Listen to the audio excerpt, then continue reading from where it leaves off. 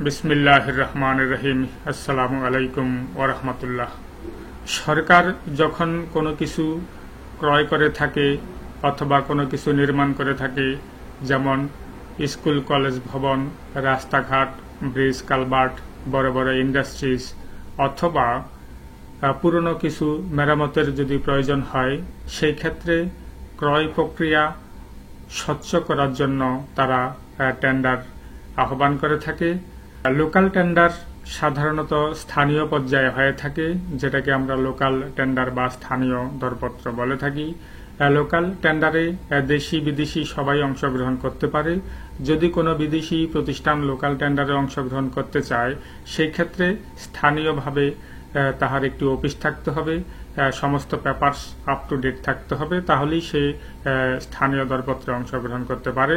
তবে লোকাল টেন্ডারগুলো মূলত স্থানীয়দের জন্যই ডাকা হয়ে থাকে এবং স্থানীয়রা স্থানীয়ভাবে তাতে অংশগ্রহণ করে থাকে। টেন্ডার প্রক্রিয়ার শুরুতেই একটি টেন্ডার শিডিউল তৈরি করা হয়। সেটি বাংলায়ও করতে পারে অথবা ইংরেজিতেও করতে পারে, সেটি কর্তৃপক্ষের ইচ্ছা অনুযায়ী হয়ে থাকে। টেন্ডার শিডিউল তৈরির সময় তারা কি কি পণ্য ক্রয় করতে চাচ্ছে, কি পরিমাণ ক্রয় করতে চাচ্ছে, অথবা কি তৈরি করতে চাচ্ছে, অথবা পুরনো কি মেরামত করতে চাচ্ছে, সেটা পুঙ্খানুপুঙ্খভাবে টেন্ডার শিডিউলে উল্লেখ থাকে। টেন্ডার শিডিউল তৈরি হওয়ার পর একটি বিজ্ঞপ্তি বা নোটিশ ইস্যু করে থাকে। নোটিশ বা বিজ্ঞপ্তিটি সাধারণত স্থানীয় পত্রিকায় প্রকাশ করে থাকে। সেটি কয়েকটি পত্রিকায় প্রকাশ করতে হয়, স্বচ্ছতা নিশ্চিত করার জন্যই মূলত এটি করা হয়। আপনি যদি লোকাল টেন্ডারে অংশগ্রহণ করতে চান, সেই ক্ষেত্রে আপনাকে কিছু যোগ্যতা থাকতে হবে। এর মধ্যে প্রথমেই আসে কোম্পানির নামে একটি ট্রেড লাইসেন্স। যদি সেটি একক মালিকানাধীন হয়, তাহলে একটি ট্রেড লাইসেন্স করতে হবে। আর যদি কোম্পানিটি বহু মালিকানাধীন হয়, অর্থাৎ লিমিটেড কোম্পানি হয়, সেই ক্ষেত্রে আপনার কোম্পানিটি RJSC বা জয়েন্ট স্টকে নিবন্ধিত হতে হবে।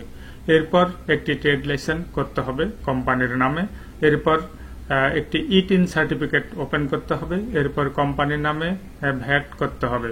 এরপর স্থানীয় ব্যাংকে যে কোনো শিডিউল বা তফসিলি ব্যাংক হলেই হবে, সেখানে কোম্পানির নামে একটি কারেন্ট অ্যাকাউন্ট ওপেন করতে হবে।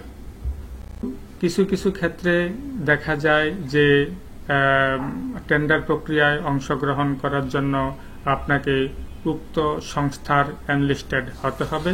তবে এনলিস্টেড বিষয়টি সব সংস্থার ক্ষেত্রে প্রযোজ্য নয়।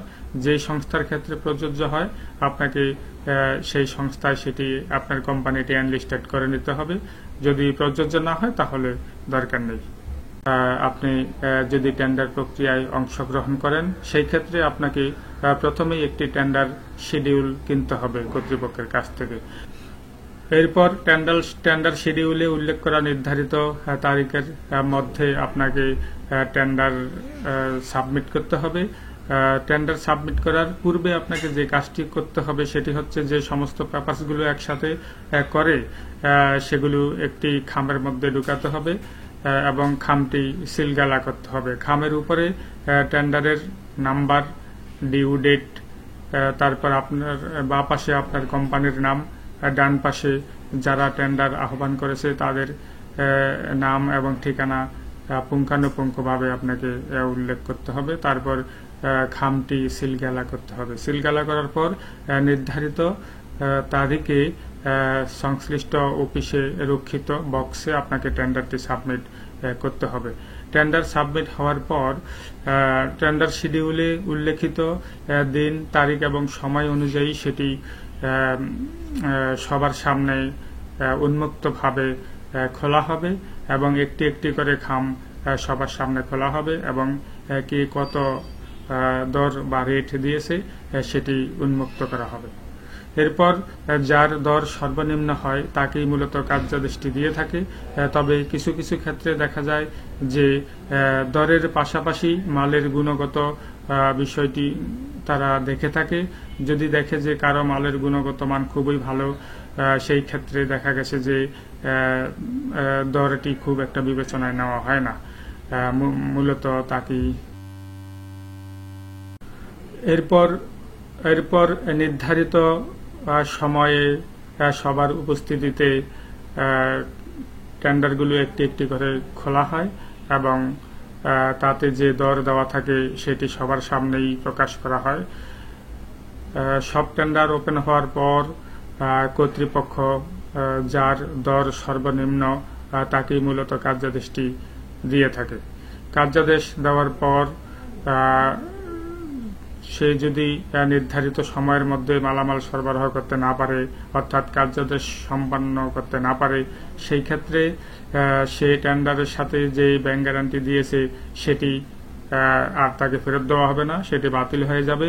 আর যদি সে সন্তোষজনকভাবে কাজটি সম্পন্ন করতে পারে তাহলে নির্ধারিত সময় পর যেটি শিডিউলের মধ্যে লেখা থাকে তাকে বিল পরিশোধ করা হবে এবং সেই সাথে তার ব্যাংক গ্যারান্টিও তাকে ফেরত দেওয়া হবে। ধন্যবাদ সবাইকে।